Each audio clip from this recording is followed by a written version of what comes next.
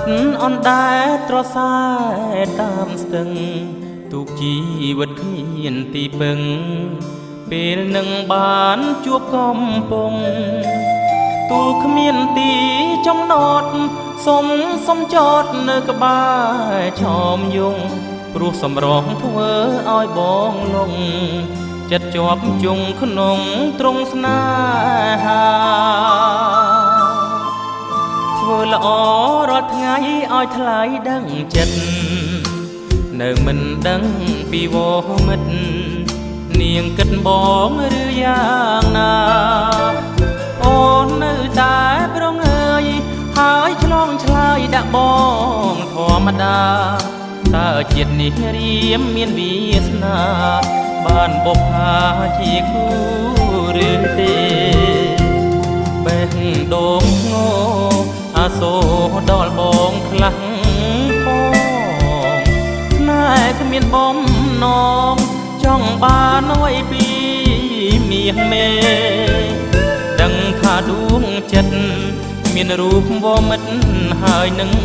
រូបគេអាភ័ព្វគូគប់ម្លេះទេបេះដូងទំនេរគេមិនមេតាទូកប្រត់កំពុងលិចលង់ក្នុងទឹកលិចបាត់ទាំងចិត្តបរិសុទ្ធតក់ស្លុតនឹងល្ខោនស្នេហាស្នេហ៍មិនចង់បានអ្វីតែសូមស្រីនាងបានដឹងថាអ្នកណាល្អជាងអ្នកណាដែលយល់ចិន្តាអូនជាងរូបបង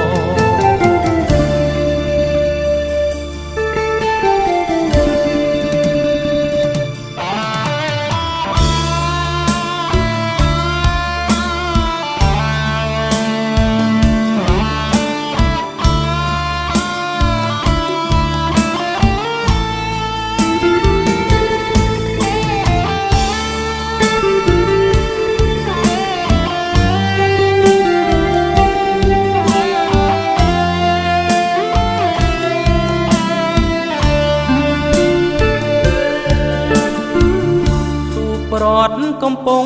លិចលង់ក្នុងទឹកលិចបាត់ទាំងចិត្តបរិសុទ្ធ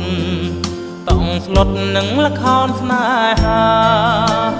ស្នេហ៍មិនចង់បានអ្វីតែសូមស្រីនាងបានដឹងថាអ្នកណាល្អជាងអ្នកណាដែលយល់ចិន្តាអូនជាងរូបបង